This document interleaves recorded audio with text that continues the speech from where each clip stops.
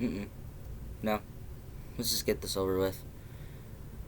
You already know the drill. I reviewed the original Black Christmas, one of my favorite slasher movies of all time, and its eyeball movie remake, Black Xmas.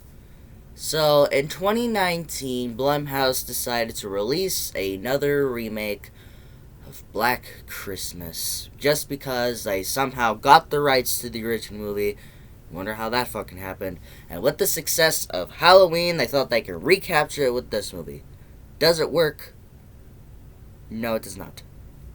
Let's just get off with my positives that I have very, very few. Is Carrie Ulis. I don't know how to pronounce his name. I'm very sorry if I did. Please correct me in the comments. And you may know him from Saw. I know him from The Princess Bride. That is one of my favorite movies of all time. And he's not the greatest actor in this movie, but I am excited to see that he's in this movie. Like I said, not the greatest actor, but nice to see him in this one.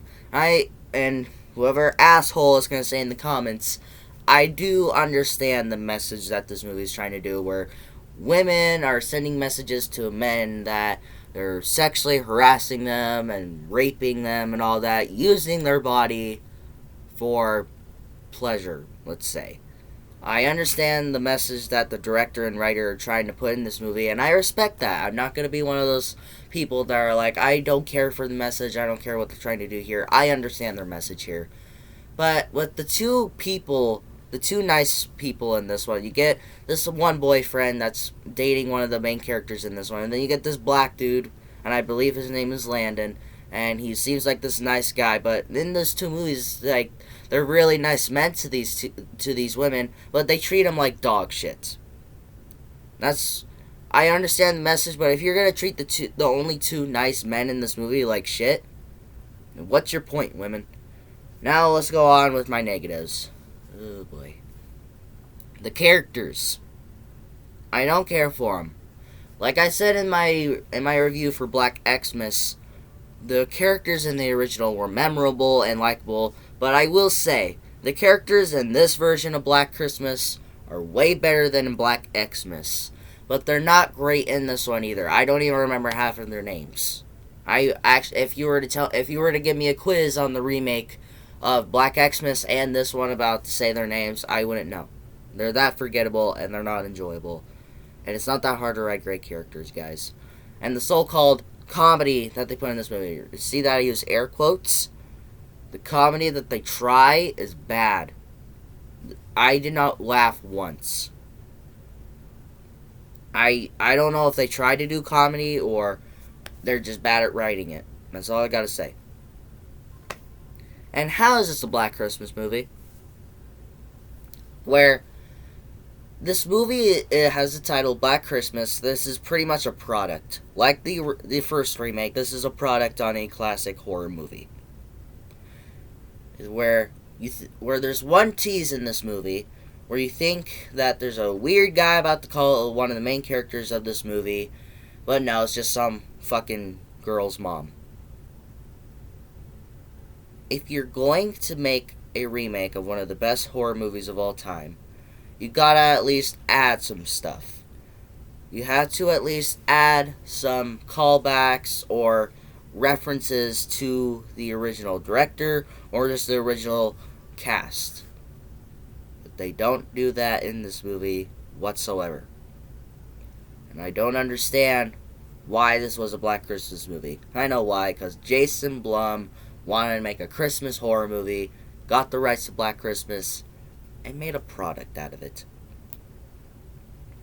And this movie forgets it's a horror movie throughout the movie, where it tries to deliver the message, which I already got throughout the first 10 minutes of this fucking movie. And then, in this movie, they're trying to send this message that men are pretty much assholes, and they take advantage of women, which a lot of men do. I don't. A lot of men do, and I'm not ashamed to say that about men. I understand your message, but if you're gonna make a horror movie, you gotta have some shit in it.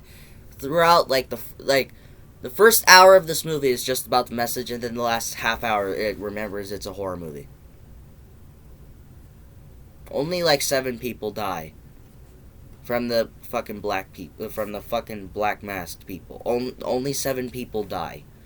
Sure, in the original, only 6 people die, but they had suspense. They knew it was a horror movie.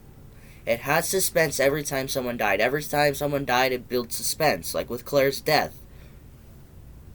But this one, it doesn't build any suspense. There's no scares that are scary, and all the kills are just bland. And speaking of the kills, is the PG-13 rating. With the kills, do you think there's going to be an awesome death? When it shows a death, it cuts away. When they're about to look at a death, cuts away. And one person's about to say, suck my... Well, a girl is about to say the C word, which I will not say. Suck my... And then it cuts away.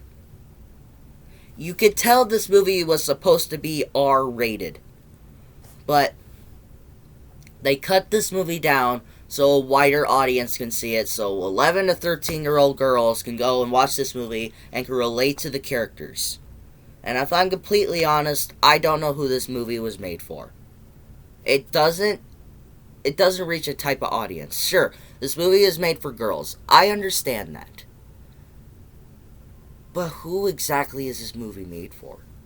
I'm not a hater on PG-13 horror movies, but if you're going to do a slasher PG-13 movie, I'm going to be pretty upset with, like, Happy Death Day. On the top of my mind, that's what the first slasher horror movie that comes to my mind.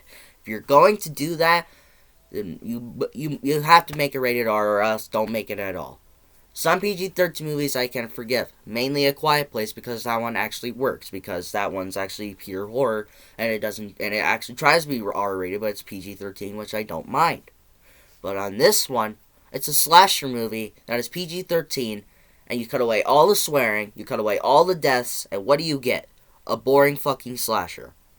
And I don't care for the cult thing, where it gets to this thing where it gives us backstory on why all these murders are happening from these people wearing these masks. And it's because of this weird fucking statue thing is why it's pretty much saying, like, this weird statue thing that's leaking out goo is the reason men are assholes. It makes no sense whatsoever. I don't give a fuck about it, and it might as well not even be there. There might as well just been like a fucking, just people just going around killing people on Christmas. And I bet that was the original idea for the original. All in all, guys, I understand the message for this movie, but that's about it I can really give to this movie. This movie, it's not fun. I don't know who this audience is made for, so I'm going to have to say that you go ahead and skip this one. So what did you guys think of this version of Black Christmas? Do you prefer it over the original for some reason? Do you actually like this one? Do you prefer it over the first remake? Or do you hate it more than the first remake? Let me know what you think about this version of Black Christmas. And if you enjoyed it, hit the like button. If you loved it, subscribe and hit the bell notification so you will not miss any more of my reviews. Merry Christmas, everybody. I don't know if I'll get a planned review out. I want to review my favorite Christmas movie of all time on Christmas Day. I will try my best. I can't make promises, but until my next review, take care and Merry Christmas.